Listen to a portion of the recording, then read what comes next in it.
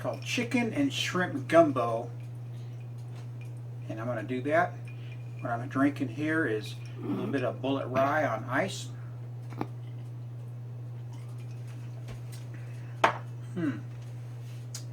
With some Guinness beer. So you may notice there may be a pause. That means I'm taking a swig. So let that sit right there for a minute. Okay. The recipe is as follows.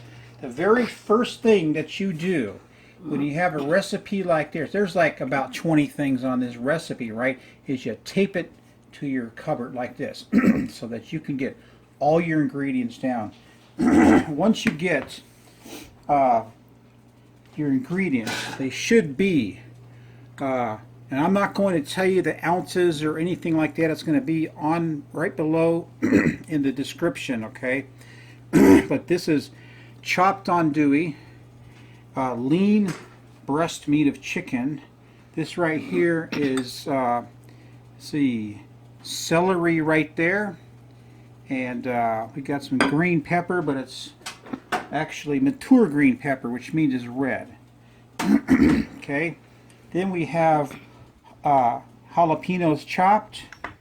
We have some scallions cut on the biased. We have tomato concasse. I'm going to show you how to make that right away, but we also have some what is this crap called?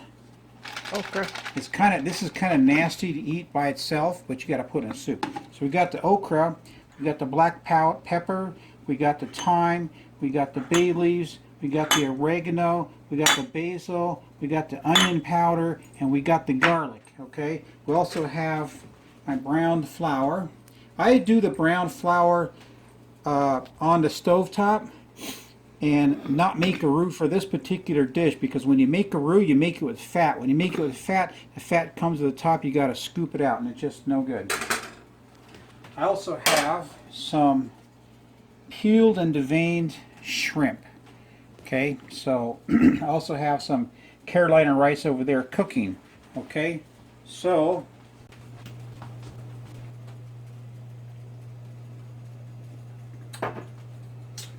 tomato concasse. A lot of people don't know what it is, but it's very simple. Tomato concasse is a tomato that is void of skin and seeds. And I'm going to show you how to do it right now. First thing you want to do is core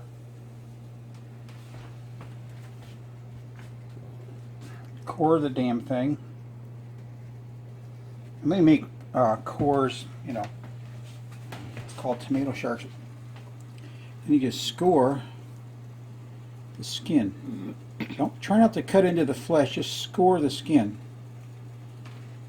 Put it right there in boiling water.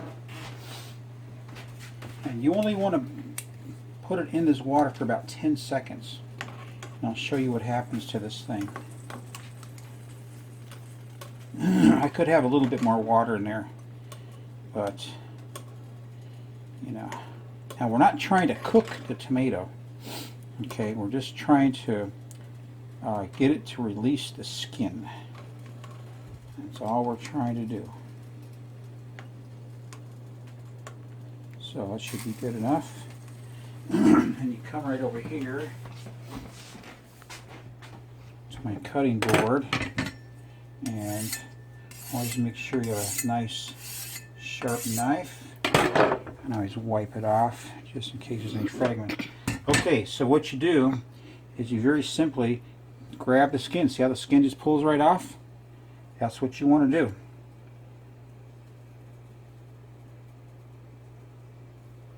Comes right off.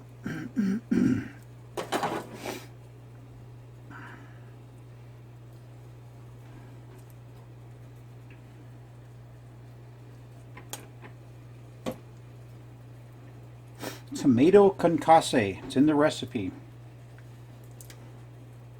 I got a lot of tricks I can show people. And a lot of them are just knife tricks.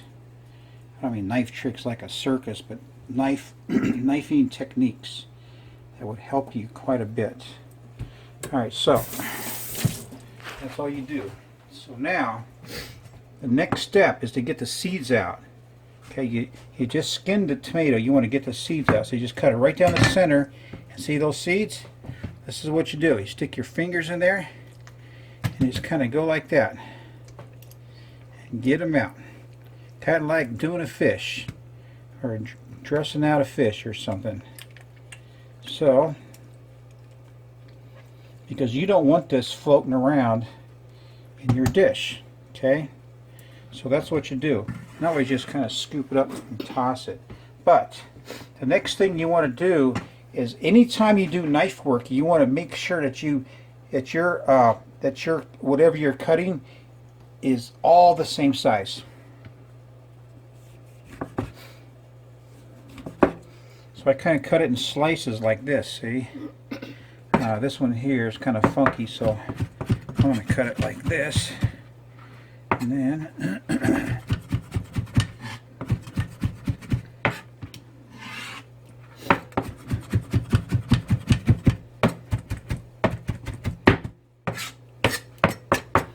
There it is, tomato concasse. Hi, I'm back. Let's cook, huh? Okay, the first thing we're going to do, and this is not on the recipe, so I'm going to add some oil. Just about a tablespoon or so. Okay, now it's smoking because it's hotter than hell. So the first thing I'm going to do is I'm going to add my chicken, and I'm going to add my andouille. Okay, once that is in, what I want to do is saute it together. This burner, I don't like that burner. It's only on 5 and it acts like it's on medium high or something. Anyway, so we're going to let that cook just a little bit. And what's going to happen is the andouille is going to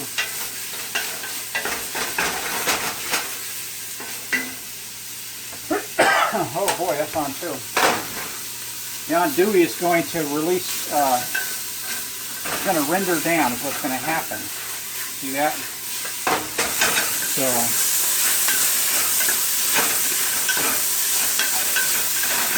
okay. Let me get this off the heat a little bit. I don't know what is up with this burner, but I'll let that cook a little bit. So, one of them we thought was dead, was just laying there. I said, man, let's get that thing and make a chicken sandwich out of it. But got it real quick. Okay, let's cook down the chicken. We don't want to brown it, okay? So the next thing we want to do is add the peppers, the celery,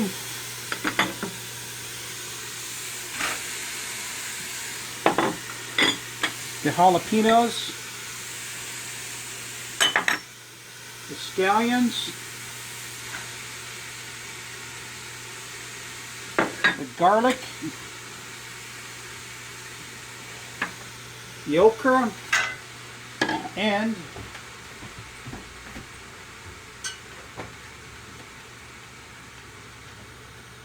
the tomato concasse. Okay, so we're going to let that saute together for a little bit. Okay.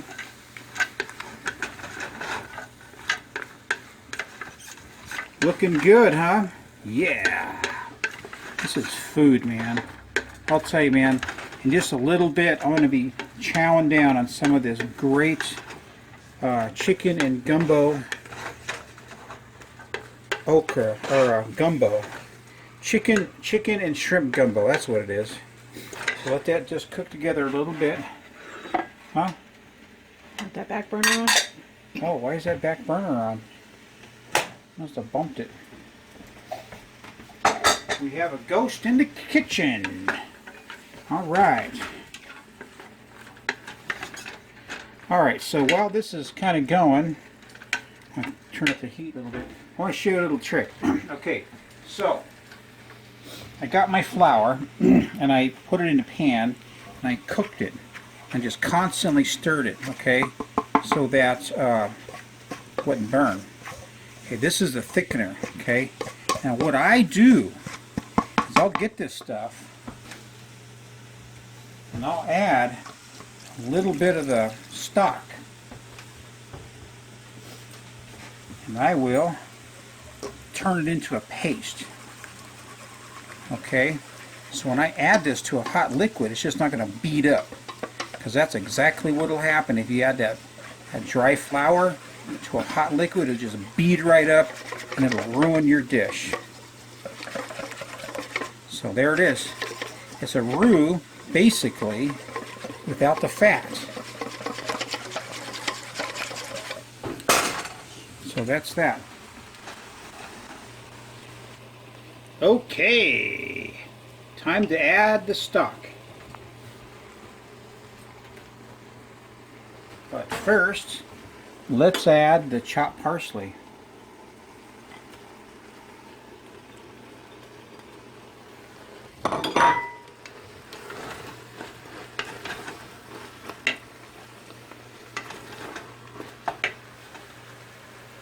It's going to take 13 cups of stock.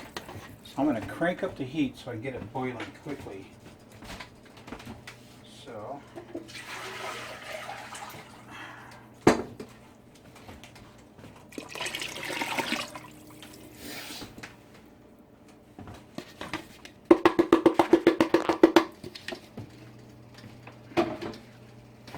okay, so this is what's going to happen. We're basically going to wait for this to come to a boil, and then we're going to add the gumbo filet. We're going to add the flour, and we're going to add all the dry spices. Okay, this is 5 ounces of Carolina rice. And they call it, in my recipe I call it Carolina rice. It's really jasmine rice. This is a really good fluffy rice. And if you like more rice in your dish, then add more rice, you know. So,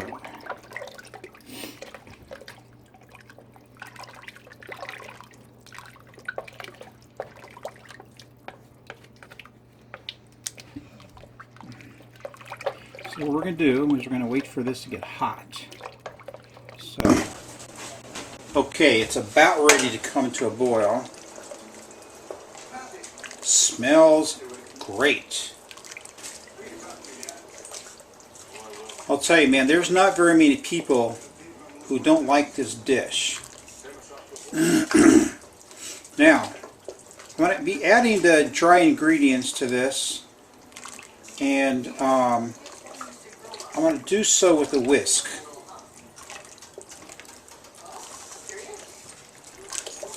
My preference, it's not a big deal, but it's my preference. So, this is the gumbo filet. Sprinkle it all around evenly. And I just kind of whip it up like this, see?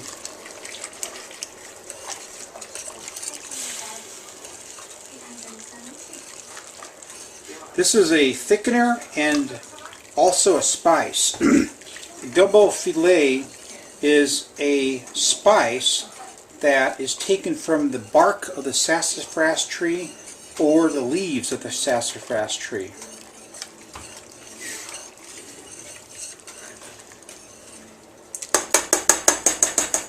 Okay, so this is the black pepper.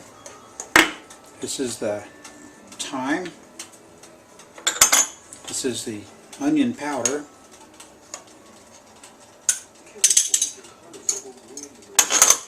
This here is the basil, dry basil.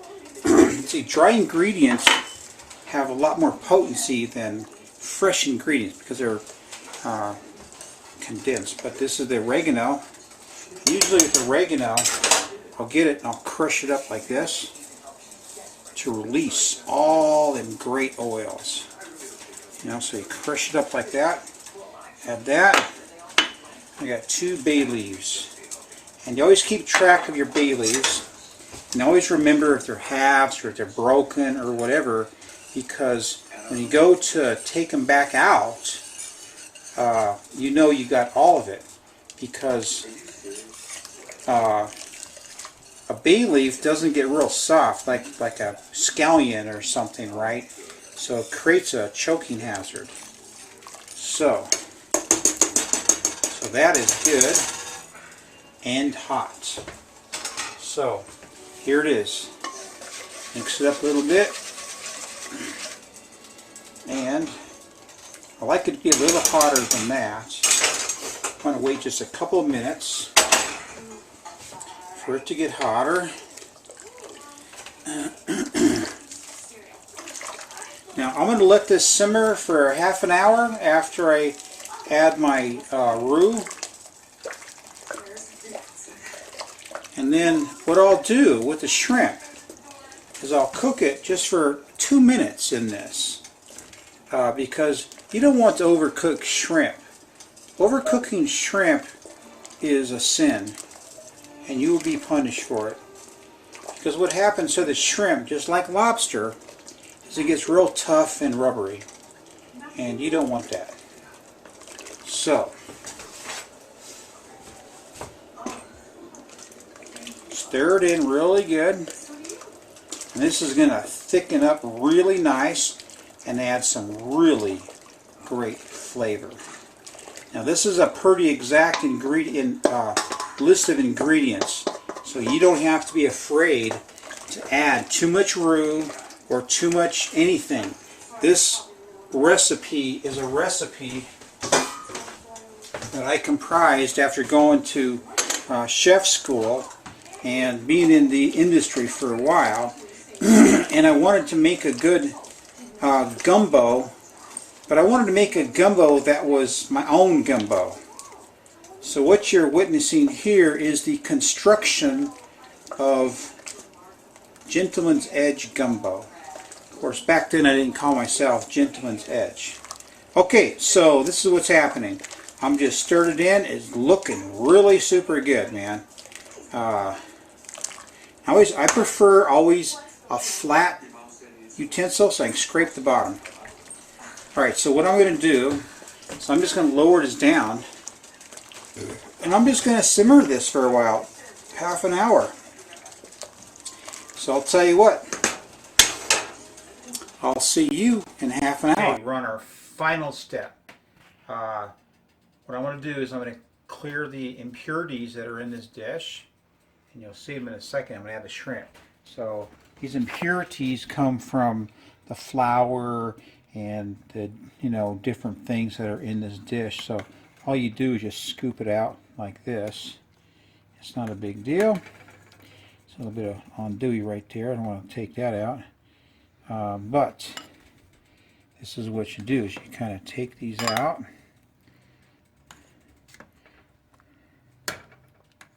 Andouille is something that is most people don't really know what it is. They just see andouille on the package and they think that's real andouille. But you know, it's not our fault. We don't have real andouille here. See, we just have someone's version of andouille. So looking good. It's looking really good. This is the shrimp. Now don't skimp on any of these products. Buy the best products you can find. This shrimp here was previously deveined, but it had the shell and tail on. So so this is only like 5 ounces. And later on in the week I'll probably make some more. Peel some more shrimp. So I'm going to let this cook for about 2 minutes.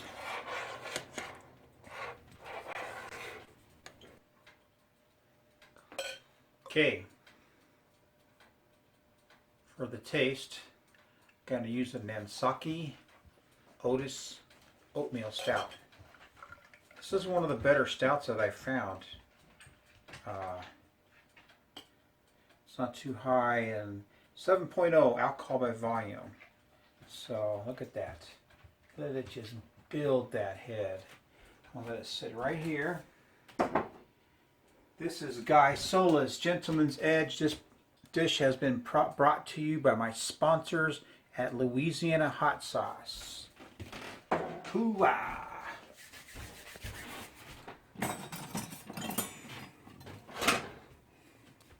This is an exciting dish. Look at that.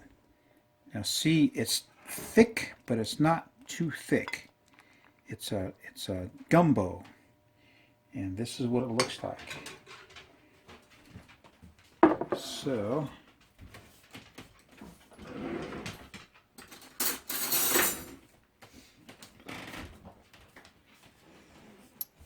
get you a nice piece of fresh bread with some butter on it like that. This might be a little too hot to eat. Alright, there's a little bit of the andouille. There's some gumbo right there. So let's have a bite.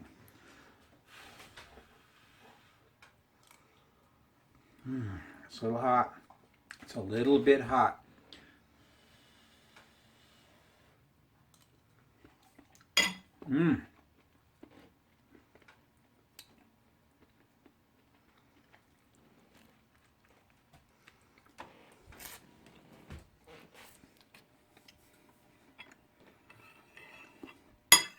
Chicken and shrimp gumbo. Straight from Guy's Chicken.